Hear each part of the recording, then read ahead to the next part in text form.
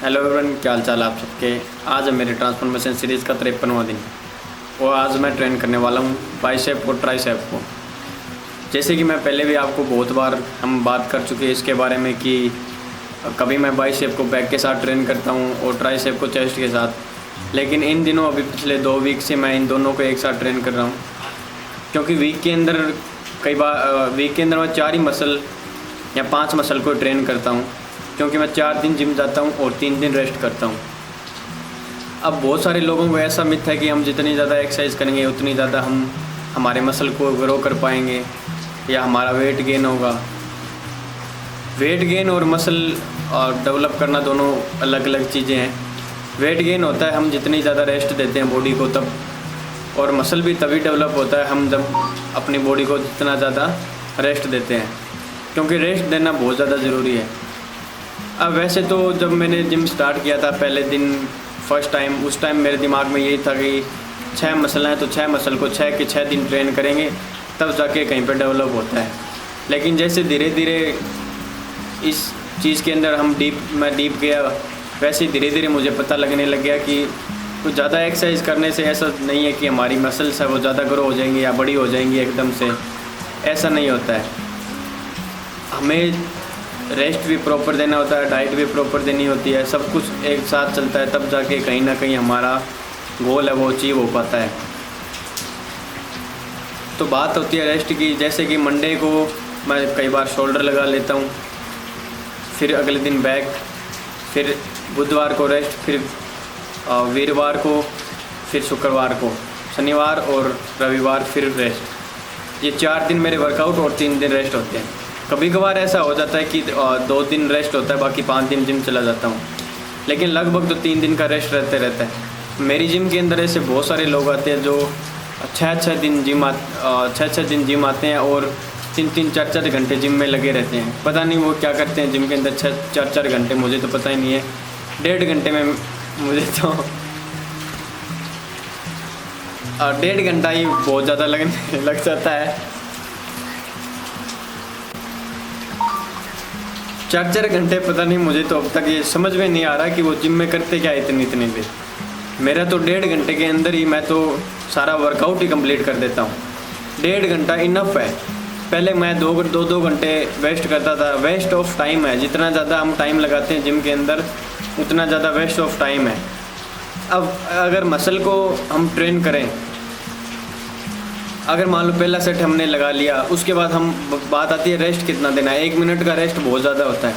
Muscle के ऊपर depend करता है हम कौन सा मसल आज ट्रेन कर रहे हैं। लेग कर रहे हैं तो 2 से 2.5 मिनट का रेस्ट दो, और बाइसेप, ट्राइसेप, शोल्डर ये छोटे मसल कर रहे हैं तो 1 से 1.5 मिनट बहुत ज़्यादा रेस्ट है। ये इतना इनफ है रेस्ट। 1 मिनट का रेस्ट दे के फिर हम ट्रेन करेंगे तो हमारा टाइम सेव होता है। ये 4 5 घंटे जिम में कौन लगाता है भाई? मुझे तो आज तक समझ में नहीं आया। मैंने उनसे बहुत बार सवाल भी के पूछ लिया कि भाई इतनी देर क्या करते हो। बोलते पहले हमें 1-1.5 घंटा वार्म अप करते हैं, फिर एक्सरसाइज करते हैं, इतने में टाइम लग जाता है। पता नहीं ऐसा कौन सा वार्म अप करते हैं। मुझे तो आज 2-3 साल हो गए जिम से कनेक्ट हुए, आज तक समझ नहीं आया ये कौन सा वार्म अप करते हैं। मैंने तो इतना वार्म अप कभी नहीं किया। और बात उनका गेन भी नहीं हो रहा है, इतने घंटे लगा रहे उनका गेन भी नहीं हो रहा है। मैंने उनको एडवाइस भी दिया, कल परसों वो पूछ रहे थे, मैंने बोला रेस्ट दो शरीर को, बॉडी को अपने रेस्ट दो, डाइट अच्छी लो, कम एक्सरसाइज करो, उसके बाद में गेन होना स्टार्ट होता है। और ये चीज़ मैंने फील भी करी है। जब से मैं रेस्ट देने लगा हूँ, 4 दिन जिम 3 दिन रेस्ट देने लगा हूँ, मेरा साइज भी आया मसल के अंदर और काफ़ी अच्छी ग्रोथ भी हो रही है। और अब हम बात करते हैं बाइसेप और ट्राइसेप की। ट्राइसेप को कैसे गेन करते हैं और बाइसेप को कैसे ट्रेन करते हैं, दोनों बातों में फ़र्क है। अब बाइसेप को ट्रेन करते हैं बहुत सारे लोग क्या करते हैं, बहुत सारे लोगों की क्यों बात करें, मैं अपना खुद का ही बता देता हूँ, क्योंकि लोगों का तो सबका अलग अलग सिस्टम होता है। कोई कैसे ट्रेन करता है, कोई कैसे ट्रेन करता है। मेरे माइंड में हमेशा ही ऐसा रहता है कि ये ड्रॉप सेट, बाइसेप के अंदर ही ऐसा आता है मेरे माइंड के अंदर कि ये जो ड्रॉप सेट वाला सिस्टम है ना, ये मुझे शायद अपनाना चाहिए और इसको फॉलो करना चाहिए। क्यों? बाइसेप एक ऐसा मसला है जिसको हम ड्रॉप सेट के ऊपर ट्रेन कर सकते हैं। ड्रॉप सेट मतलब कि हमने 3 सेट लगाने हैं बाइसेप के। पहला मान लो 7.5 kg स्टार्ट करते हैं और इसको ख़त्म करते हैं 12.5 kg के ऊपर। 12.5 के अगर 8 रैप आ रहे हैं, 12.5 के 8 रैप आ गए, उसके बाद 2.5 kg के निकाल दो, फिर 10 के साथ जितने भी आए, 2 आए 4 आए उतने लगाओ, फिर 10 के निकाल दो, 7.5 के डाल लो, उसके बाद जितना आए, 4 आए 3 आए 2 आए उतना लगाओ। ये ड्रॉप सेट होता है। ऐसे ट्रेन करने से सुना है मैंने कि बाइसेप वो जल्दी ग्रो होता है, हालांकि मैं नहीं करता हूँ ये, लेकिन आज मैं ट्राई करूँगा इसको ड्रॉप सेट लगाने की, और 1-2 वीक हम इसको ट्राई करेंगे और ट्राई करने के बाद ही पता लगेगा कि ये बातें सही है या नहीं है। और दूसरी बात है ट्राइसेप के अंदर भी वैसे हम ड्रॉप सेट जा सकते हैं, लेकिन मैं कभी नहीं जाता हूँ। ट्राइसेप के अंदर एक एक्सरसाइज है जो हम जिसको रिवर्स बोलते हैं, हाथ उल्टे होते हैं और उसको रिवर्स में हम परफॉर्म करते हैं, लेकिन वो एक्सरसाइज मैंने आज तक बहुत कम बार परफॉर्म करी है, क्योंकि मुझे वो मेरे मसल के ऊपर फील ही नहीं होता है। वैसे कुछ मूवमेंट्स होते हैं ना जो हमें कभी भी ट्राई करें तो कभी भी फील नहीं होता है, उनमें से ये एक मूवमेंट है। जैसे कि ट्राइसेप लाइंग एक्सटेंशन है, वो मेरे को कभी भी फील नहीं होता है, चाहे मैं हैवी वेट पे जाऊँ लाइट पे जाऊँ।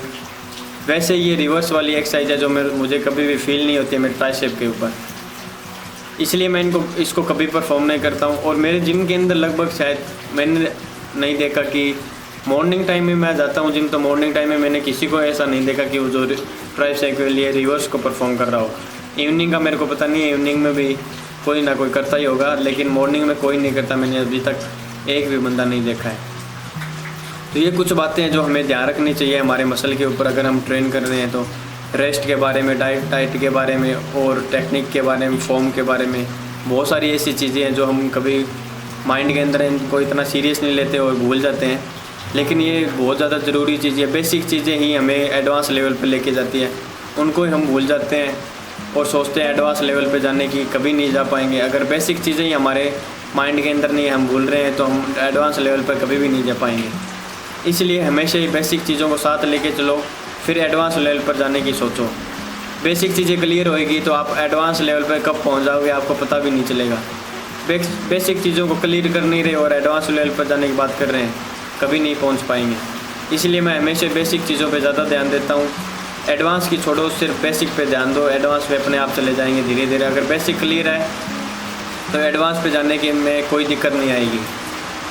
बस यही कुछ बातें थी जो मैं आपके साथ शेयर करना चाहता था। बातों करते हैं पे ख़त्म और मिलते हैं जिम के अंदर। जिम में पहुंचने के बाद बाइसेप का वर्कआउट स्टार्ट किया स्ट्रेट बार के साथ, जिसमें पहला सेट 7.5 kg से स्टार्ट हुआ और ख़त्म हो गया 12.5 kg के ऊपर। इसको कंप्लीट करने के बाद अगली एक्सरसाइज थी ट्राइसेप की। ट्राइसेप को मैंने स्टार्ट किया ओवरहेड डंबल के साथ, जिसमें पहला सेट 17.5 kg से स्टार्ट हुआ और ख़त्म किया 25 kg के ऊपर। उसको कंप्लीट करने के बाद फिर अगली एक्सरसाइज थी बाइसेप की जो हैमर कर्ल थी। उसमें पहला सेट मेरा 25 kg से स्टार्ट हुआ और ख़त्म हो गया 35 kg के ऊपर। इसको कंप्लीट करने के बाद अगली एक्सरसाइज ट्राइसेप की परफॉर्म करी स्ट्रेट बार पुश डाउन, जिसमें पहला सेट 45 kg से स्टार्ट किया और ख़त्म कर दिया 55 kg के ऊपर। उसको कंप्लीट करने के बाद अगली एक्सरसाइज थी प्रीचर कर्ल, जिसमें पहला सेट 15 kg से स्टार्ट हुआ और ख़त्म कर दिया 25 kg के ऊपर। इसको कंप्लीट करने के बाद फिर ट्राइसेप की लास्ट एक्सरसाइज थी रोप पुश डाउन, जिसमें पहला सेट 30 kg से स्टार्ट हुआ और ख़त्म हो गया 40 kg के ऊपर। इसको कंप्लीट करने के बाद लास्ट में पोजिंग करी और दोनों मसल को फ्लेक्स किया। इसी के साथ सारा वर्कआउट और दिन हो गया ख़त्म। मिलते हैं अगले दिन।